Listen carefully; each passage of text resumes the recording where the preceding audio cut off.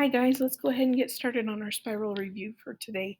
We are working on Thursday. At the top of your page it should say Q17. Okay, so we're starting with an order of operations problem. Just like before, I'm going to list down PEMDAS. Help me keep track of where I'm at. Okay, we're going to start with those parentheses. So I have 60 divided by 10. That's going to go 6 times. I'm going to pull down the rest of the problem. 3 cubed minus 6 plus 8. That takes care of my parentheses. Exponents. Okay, I have 3 cubed, so that is the same as saying 3 times 3 times 3. Okay, so I feel like the best way to do that is 3 times 3. That's going to give you 9. And then let's do one more times 3, and that's going to give us 27. So 3 cubed, 1, 2, 3 threes, that's going to equal 27, okay? So let's pull that down. 27 minus 6 plus 8. Okay, that takes care of exponents. Again, today we don't have any multiplication or division, so we can get rid of those and move into addition and subtraction. Remember, we're just going to go left to right, okay? So if I have 27 and I subtract 6, that would give me 21. And then if I take 21 and I add 8, that's going to give me 29. So our answer for that one is 29. Okay. Find the quotient, or the answer for the division problem. Okay, so I can't put 44 into 31, so I'm going to have to go over to 319. So that can be that can feel a little tricky. So what I want you to imagine is about how many 4s could you get into 31? And I know that I could get 7, so I'm going to just try that. Let me see if that would work. So 7 times 4 would give me 28. Carry the 2. 7 times 4 again would give me another 28, plus 2 would get me to 30. And I cannot fit another 44 in there, so we're good to go.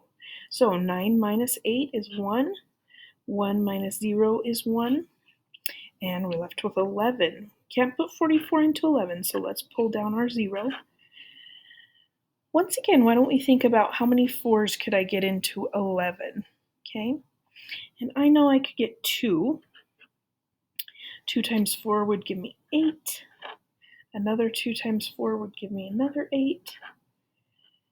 Let's subtract and make sure we're okay. So I can't take 8 away from 0. Gotta go next door. 10 minus 8 gives me 2. Can't take 8 from 0. Go next door. 10 minus 8 is 2.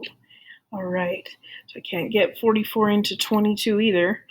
So we're going to pull down this 0. Let's think one more time. How many 4s could I put into 22? Just for the ease of math. So I know that I could put 5 in, and let's see how that works. So 5 times 4 is going to be 20. 0 there. And 5 times 4 again would be 20, plus 2 more. Oh, angels singing.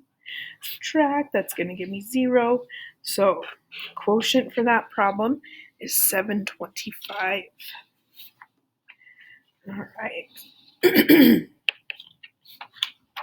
Okay, next we are dividing with a fraction. So magic keep change flip. As soon as we see this division symbol in a fraction, we know we're going to use that, okay? So we're going to keep 7/9.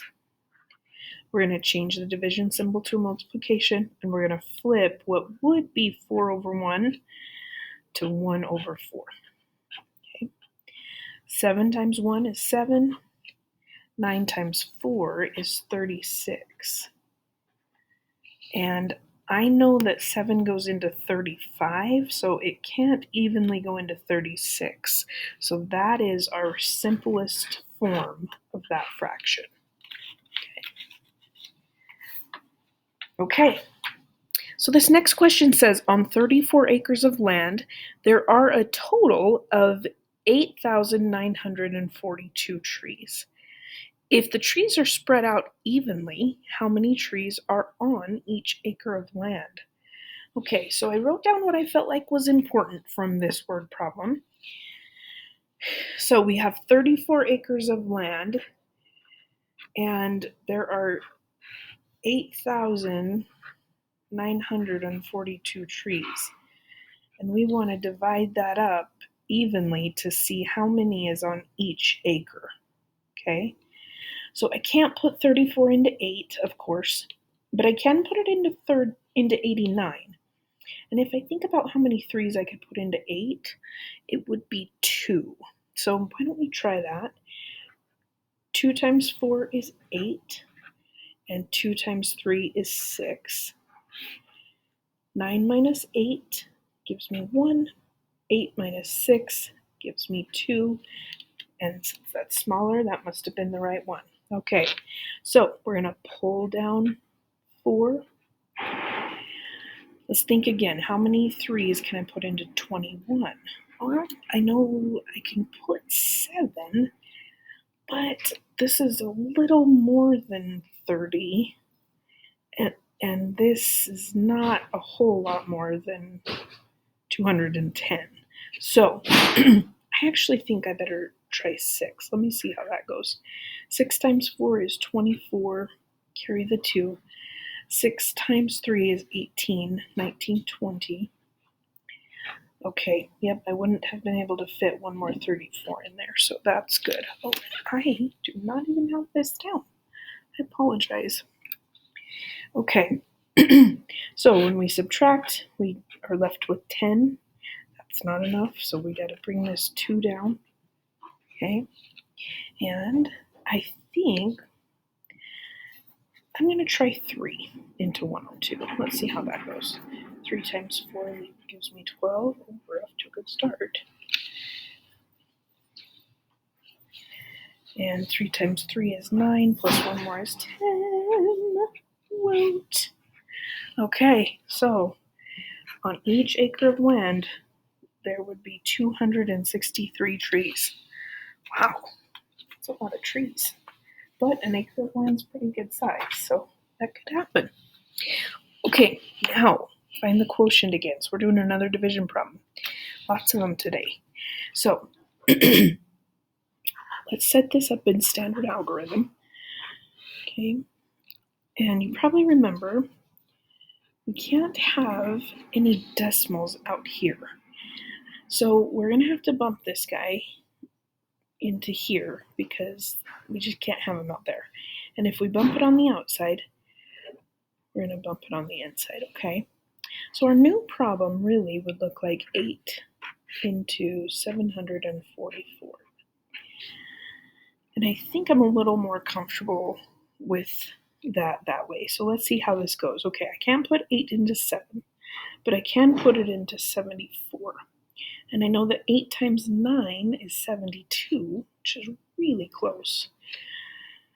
So 9 times, and then let's subtract. That's going to leave me with 2, and that would be 0.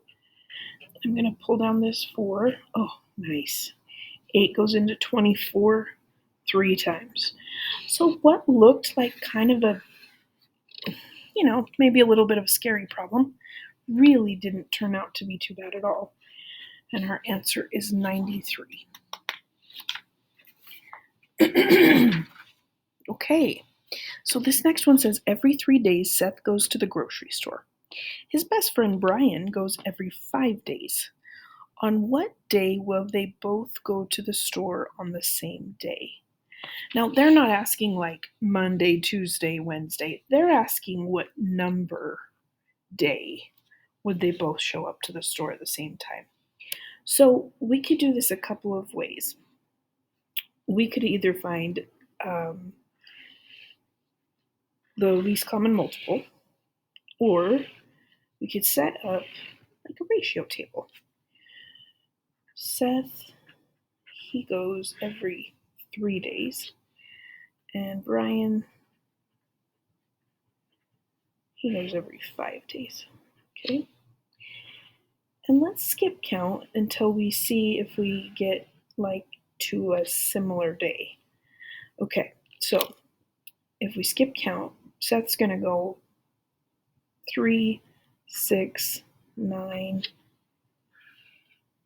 12, 15. Oh, and bells are going off because I know that if it ends in a 5 or a 0, it's a multiple of 5. So I think that might be our best bet, but let's check it out. So 5, 10, and 15. So on the 15th day, they will both be at the store. Okay? Maybe they'll bump into each other. Or maybe they go together. Maybe they planned that. Okay. This one says Anthony purchased 4 burgers for $4.60. Based on this rate, how much would 1 burger cost? Okay, so one more division problem today. We're going to take the 4 burgers, we're going to divide it by the $4.60. 4 will go into 4 one time, of course. And we subtract, that would leave us with 0, so we're going to pull down a 6. Also, at this point, I like to pull the decimal up once I get to it, so I'm going to put that there. 4 will go into 6 one time as well. When we subtract, that's going to leave us with 2. I can't fit 4 into 2, so I'm going to pull down the 0. 4 goes into 20 5 perfect times. That leaves us with 0, and now we know that each burger costs $1.15. Okay. All right. Okay, this one is a ratio table. We've gotten really good at these. So this side is counting by 8s, and it looks to me like this one is counting just by 1s, which is nice and friendly and easy. So those 2 missing values are just 3 and 4. Okay, one more that's dealing with percentages. Okay, we have bed sheets that Nancy purchased for $36. And when she purchased them for $36, they were on sale for 25% off. So we want to find out what was the original price of the bed sheets, okay? So let's set up a couple of things here. So what we're looking for, we want to know the 100% price, right? We don't know that right at this moment. We know that they took a discount of 25%. They took 25% off, which means that Nancy paid 75% of the original price, right? And the 75% of the original price was $36. So let's set up our little form, our method of doing these percentage problems. I'm going to say, so we're going to put the money on the top, we're going to put the percentages on the bottom, okay? So $36, and 75%. And we know that we're always headed for 100%, but we don't know what this amount is, okay? Not a super fun way to get from 75 to 100, but let's think about some ways we might be able to reduce this number that would be a little more friendly. Okay, I happen to know that I could divide both of these by 3 to reduce them. If I divided 75 by 3, I would be left with 25. And if I divided 36 by 3, I would be left with 12. Now, that's a little better, I think. It's a whole lot better to get from 25 to 100. To get from 25 to 100, all I would have to do is just multiply by 4. And if I do it to the bottom, I gotta do it to the top. So what would 12, 12 multiplied by 4, that would be 48. So the original price of our bed sheets were $48. All right. Have a great day.